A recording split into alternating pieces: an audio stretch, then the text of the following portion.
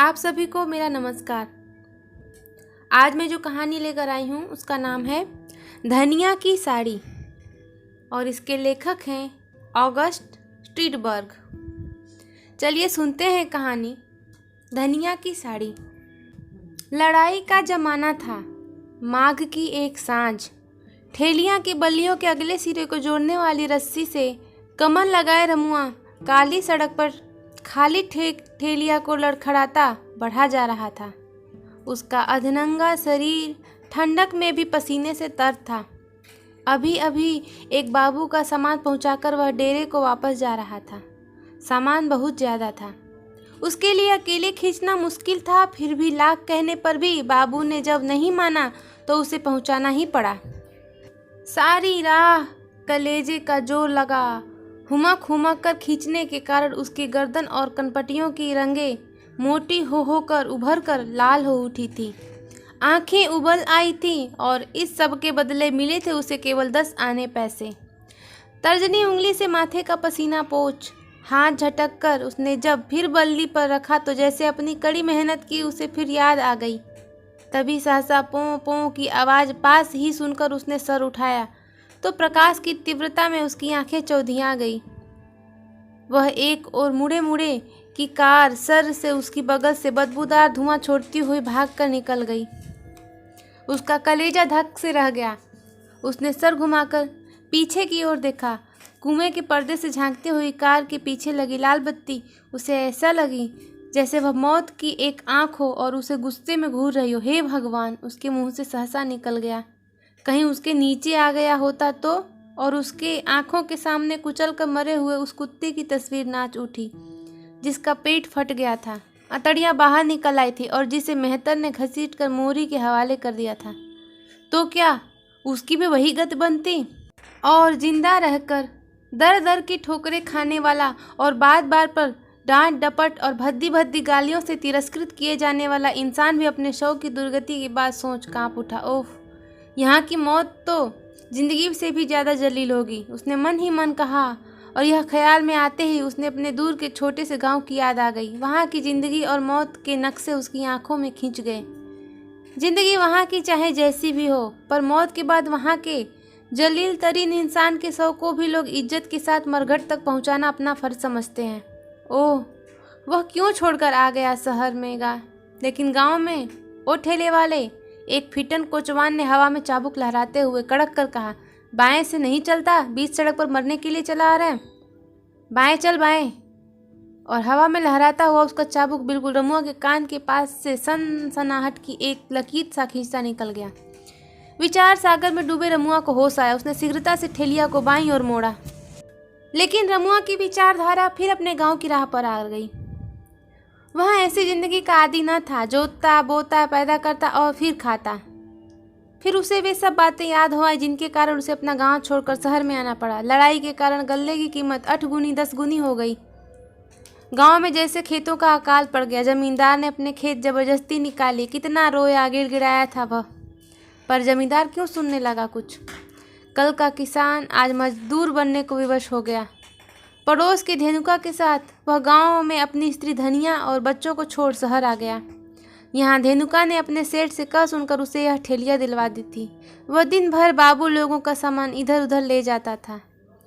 ठेलिया का किराया 12 आने रोज उसे देना पड़ता है। लाख मशक्कत करने पर भी ठेलिया का किराया चुकाने के बाद 1.5-2 रुपये से अधिक उसके पल्ले नहीं पड़ता।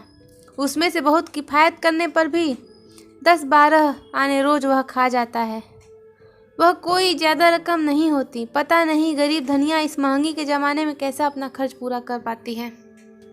और धनिया, उसके सुख दुख की साथी, उसकी याद आते ही रमुआ की आंखें भर आईं। कलेजे में एक हुक सी उठाई।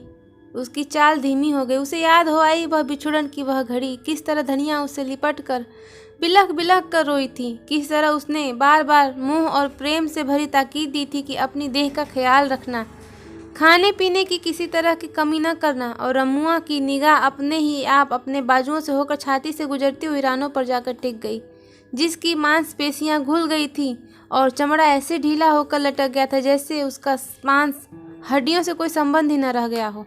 ओह, शरीर की यह हालत जब धनिया देखेगी तो उसका क्या हाल होगा, पर वह करे क्या।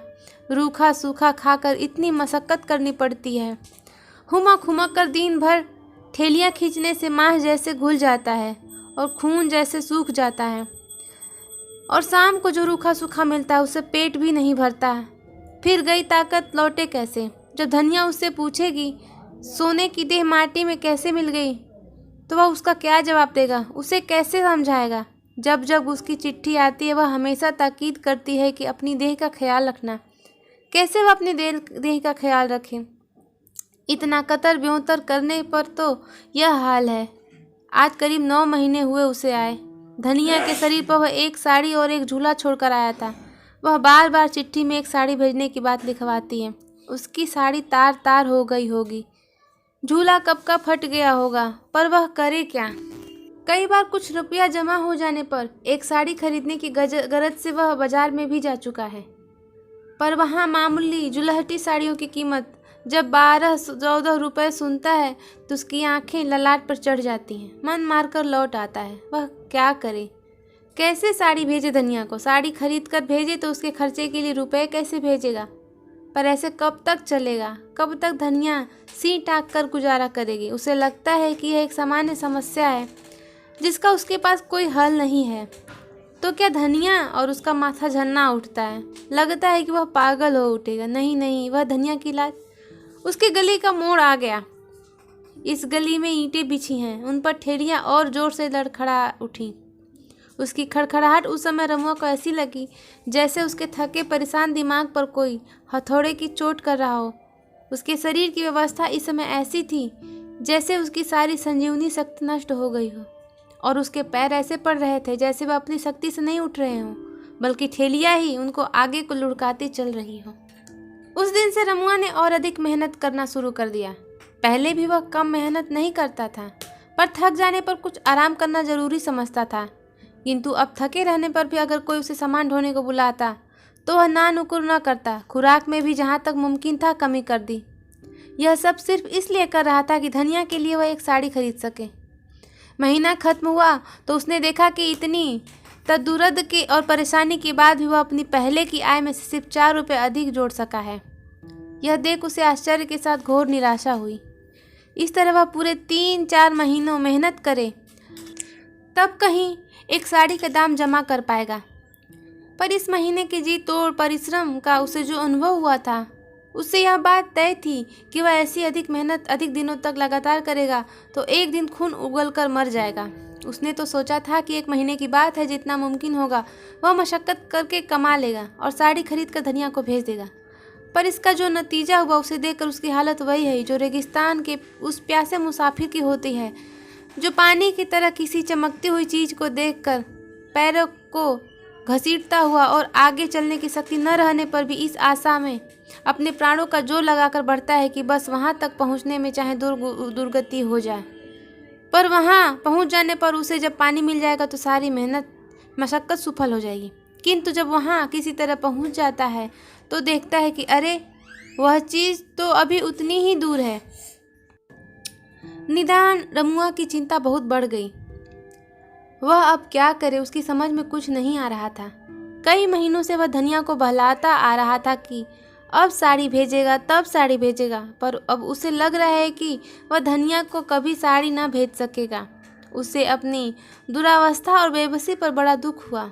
साथ ही अपनी ज़िंदगी उसे वैसे ही बेकार लगने लगी जैसे घोर निराशा में पड़कर किसी आत्महत्या करने वाले को लगती है। फिर भी जब धनिया को रुपए भेजने लगा तो अपनी आत्मा तक को धोखा दे उसने फिर लिखवाया कि अगले महीने वह ज़रूर साड़ी भेजेगा। थोड़े दिनों तक वह किसी तरह गुजारा कर ले। उस सुबह रमुआ अपनी ठेलिया के पास खड़ा जम्हाई ले रहा था कि सेठ के दरबान ने आकर कहा, ठेलिया लेकर चलो, सेठ जी बुला रहे हैं। बेगार की बात सोच रमुआ ने दरबान की ओर देखा। दरबान ने कहा, इस तरह क्या देख रहे हो, सेठ जी की भैंस मर गई है, उसे गंगा जी में बहाने ले जाना है, चलो जल्दी करो। वैसे निषिद्ध काम की बात सोचकर उसे कुछ क्षोभ हुआ। गांव में मरे हुए जानवरों को चमार उठा कर ले जाते हैं, वह चमार नहीं है, वह यह काम नहीं करेगा। पर दूसरे ही क्षण उसके दिमाग में यह भी बात आई कि वह सेठ जी का ताबेदार है, उसकी बात वह टाल देगा तो अपनी ठेलिया उससे ले लेगा। फिर क्या रहेगा उसकी ज़िंदगी का सहारा। मरता क्या न करता। वह ठेलिया को ले दरबान के पीछे चल पड़ा। कोठी के पास पहुंचकर रमुआ ने देखा कि कोठी की बगल में टीन के छप्पर के नीचे मरी हुई भैंस पड़ी है और उसे घेर कर सेठ, उसके लड़के, मुनीम और नौकर चाकर खड़े हैं जैसे उनका कोई अजीज मर गया हो। ठेलिया खड़ी कर वह खिन्न मन के लिए खड़ा हो गया। उसे आया देख मुनीम ने सेठ की ओर मुड़कर कहा, सेठ जी ठेलिया आ गई, अब इसे जल प्रवाह के लिए उठाकर ठेलिया पर रखवा देना चाहिए। हाँ मुनीम जी, तो इसके कफन वगैरह का इंतजाम करा दें। मेरे यहाँ उसने जीवन भर सुख किया, अब मरने के बाद इसे नंगी ही क्या जल प्रवाह के लिए भेजा जाए। मेरे विचार से बिछाने के लिए एक नई दरी और ओढ़ाने के 8 गज मलमल काफ़ी होगी। जल दुकान से मंगा भेजें। देखते ही देखते उसकी ठेलिया पर नई दरी बिछा दी गई। उसे देखकर रमुआ की धंसी आंखों में जाने कि इतने दिनों की एक पामाल हसरत उभर आई। सहज उसके मन में उठा, काश वह उस पर सो सकता, पर दूसरे ही क्षण इस अपवित्र ख्याल के भय से जैसे वह कांप उठा। उसने आंखें दूसरी ओर मोड़ ली। कई नौकरों ने मिलकर भैंस की लाश उठा दरी पर रख दी, फिर उसे मलमल से अच्छी तरह ढक दिया। इतने में खैरख्वाह नौकर सेठ जी की बगिया से कुछ फूल तोड़ लाया। उनका एक हार बना भैंस के गले में डाल दिया गया और कुछ इधर उधर उसके शरीर पर बिखेर दिए। यह सब कुछ हो जाने पर सेठ के लड़के ने रमुआ की ओर मुड़ा और मुड़कर कहा, देखो इसे तेज धारा में ले जाकर छोड़ना और जब तक यह धारा में बह न जाए तब तक हटना नहीं, नहीं तो इसके कफन पर कोई हाथ साफ कर देगा। उसकी बात सुनकर नमक हलाल मुनीम ने रद्दा जमाया।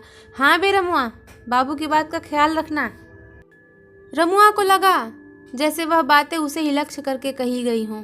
कभी कभी ऐसा होता है कि जो आदमी के मन में बात कभी स्वप्न में भी नहीं आती, वह किसी के कह देने से मन में ऐसे उठ जाती है जैसी सचमुच वह बात पहले से उसके मन में थी। रमुआ के ख्याल में भी यह बात नहीं थी कि वह कफन पर हाथ लगाएगा, पर मुनीम की बात सुन सचमुच उसके मन में यह बात कौन गई, क्या वह भी ऐसा कर सकता है। वही इन्हीं विचारों में खोया हुआ ठेलिया उठा आगे बढ़ा। थोड़ी दूर ही सड़क पर चल पाए कि किसी ने पूछा, क्यों भाई यह किसकी भैंस है। रमुआ ने आगे बढ़ते हुए कहा, सेठ गुलजारी लाल की।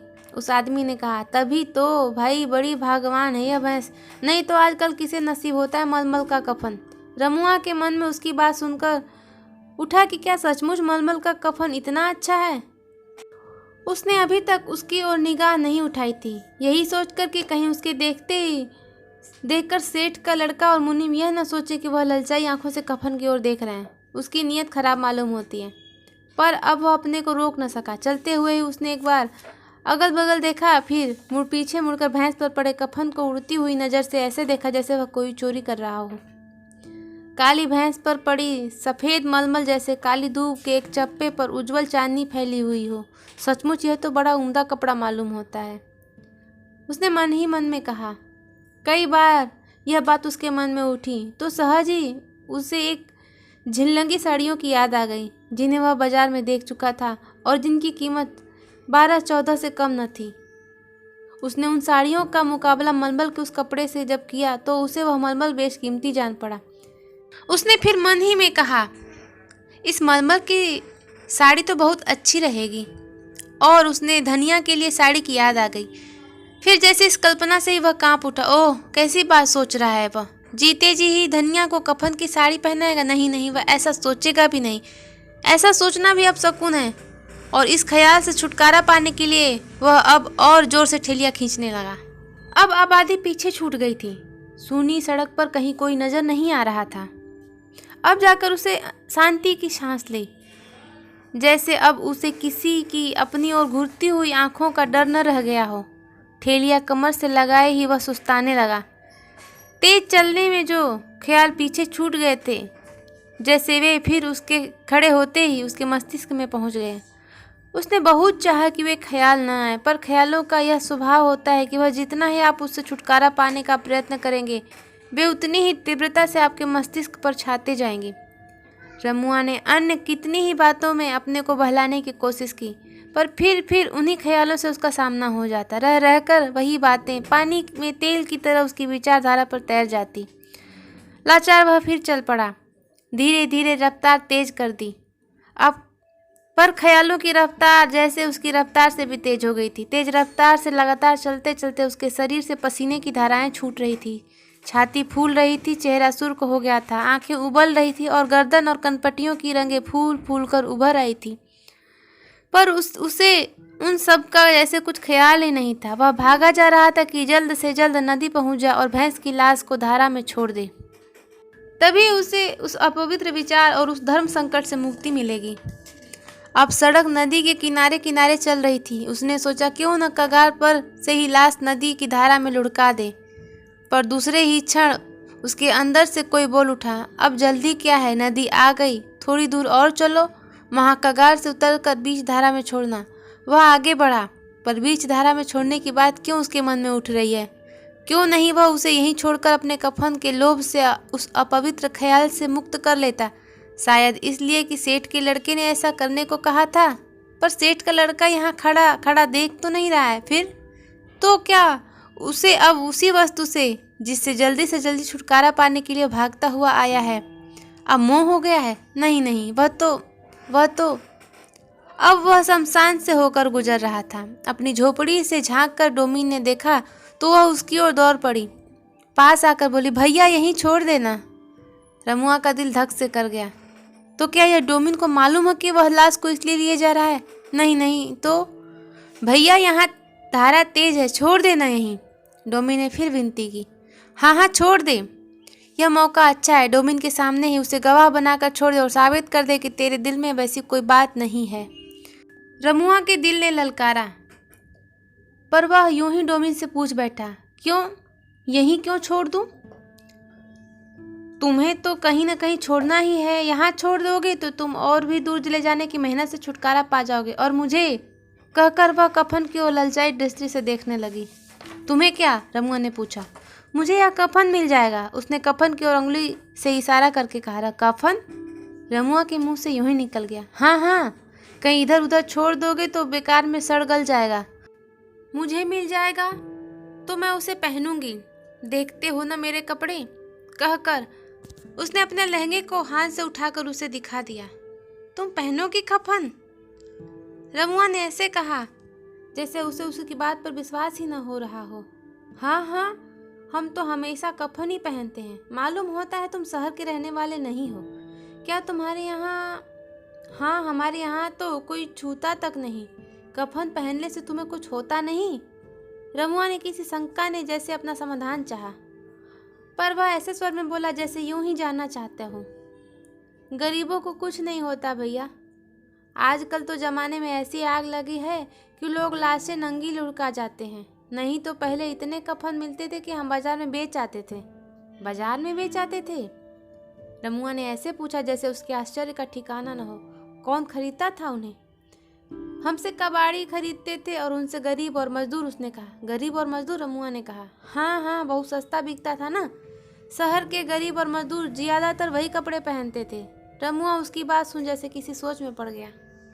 उसे चुप देख डोमिन फिर बोली, तो भैया छोड़ दो ना यहीं। आज न जाने कितने दिन बाद ऐसा कफन दिखाई पड़ा है। किसी बहुत बड़े आदमी की भैंस मालूम पड़ती है, तभी तो ऐसा कफन मिल रहा है इसे। छोड़ दे भैया, मुझ गरीब के तन पर चढ़ जाएगा, तुम्हें दुआएं दूंगी। कहते कहते वह गिड़गिड़ाने लगी। रमुआ के मन का संघर्ष और तीव्र हो उठा। उसने एक नज़र डोमिन पर उठाई तो उसे सहसा लगा जैसे उसकी धनिया चिथड़ों में लिपटी डोमिन की बगल में आ खड़ी हुई है और वह कह रही, नहीं नहीं, इसे न देना, मैं भी तो नंगी हो रही हूँ, मुझे। और उसने ठेली आगे बढ़ा दी।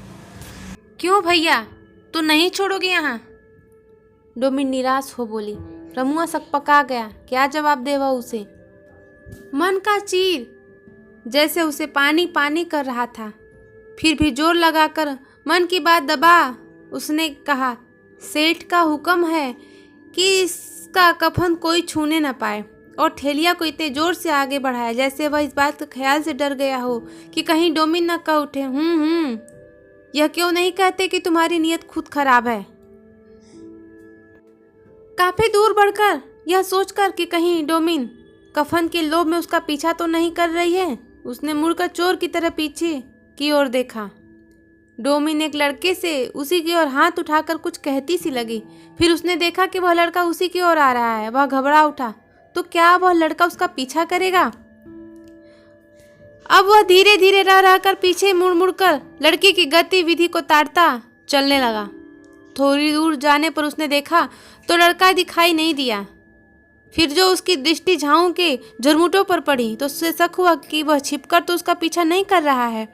पर कई बार आगे बढ़ते बढ़ते देखने पर भी जब उसे लड़के का कोई चिन्ह दिखाई न दिया तो वह उस ओर से निश्चिंत हो गया। फिर भी चौकसी नज़र से इधर उधर देखता ही बढ़ रहा था। काफ़ी दूर एक निर्जन स्थान पर उसने नदी के पास ठेलिया रोकी। फिर चारों ओर शंका की दृष्टि से एक बार देखकर उसने कमर से ठेलिया छुड़ा जमीन पर रख दी। अब उसके दिल में कोई दुविधा न थी।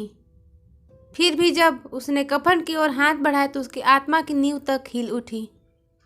उसके कांपते हाथों को जैसे किसी शक्ति ने पीछे खींच लिया। दिल धड़ धड़ करने लगा। आंखें विभत्सता की सीमा तक फैल गईं। उसे लगा जैसे सामने हवा में हजारों फैली हुई आंखें उसकी ओर घूर रही हैं। वह किसी दहशत में कांपता बैठ गया। नहीं नहीं, उससे यह नहीं होगा। फिर जैसे किसी आवेश में उठ उसने ठेलिया को उठाया कि लाश को नदी में उलट दे कि उसे सहसा लगा कि जैसे फिर धनिया उसके सामने आ खड़ी हुई है, जिसकी साड़ी जगह जगह बुरी तरह फट जाने से उसके अंगों के हिस्से दिखाई दे रहे। वह उन अंगों को सिमट सिकुड़ कर छिपाती जैसे बोल उठी, देखो अब की बार अगर साड़ी ना भेजी तो मेरी दशा। नहीं नहीं, रमुआ हथेलियों से आंखों को ढकता हुआ बोल उठा और ठेलिया जमीन पर छोड़ दी। फिर उसने एक बार चारों ओर शीघ्रता से देखा, जैसे एक क्षण को उसके दिल की धड़कन बंद हो गई हो। उसकी आंखों के सामने अंधेरा छा गया। उसका ज्ञान जैसे लुप्त हो गया और उसी हालत में उसी क्षण उसने बदले हाथों से बिजली की तेजी से कफन खींचा और समेट कर एक ओर रखा और ठेलिया उठाकर लाश को नदी में उल्टा दिया। तब जाकर जैसे होश हुआ। उसने नदी से कफन ठेलिया पर रख उसे माथे के मैले गमछे से अच्छी तरह ढक दिया और ठेलिया उठा तेजी से दूसरी राह से चल दिया। कुछ दूर इधर उधर देखे बिना वह सीधे तेजी से चलता रहा, जैसे वह डर रहा था कि इधर उधर देखने पर उसे कहीं कोई दिखाई न पड़ जाए। पर कुछ दूर और आगे बढ़ जाने पर वह जैसे वैसे ही निडर हो गया, जैसे चोर सेंध से दूर जा भाग जाने पर। अब की बार उसकी चाल में धीरे धीरे ऐसे लापरवाही आ गई जैसे कोई विशेष बात ही न हुई हो। जैसे वह रोज की तरह आज भी किसी बाबू का सामान पहुंचाकर खाली ठेलिया को धीरे धीरे खींचता अपने में रमा हुआ डेरे पर वापस जा रहा हो। अपनी चाल में भी वह वही स्वाभाविकता लाने की भरसक चेष्टा कर रहा था। पर उसे लगता था कि कहीं से वह बेहद अस्वाभाविक हो उठा है और कदाचित उसकी चाल की लापरवाही का यही कारण था कि वह रात होने के पहले शहर में दाखिल नहीं होना चाहता था। काफ़ी दूर निकल जाने पर न जाने उसकी जी में क्या आया कि उसने पलटकर उस स्थान की ओर देखा। एक बार फिर देखा जहां उसने भैंस की लाश गिराई थी।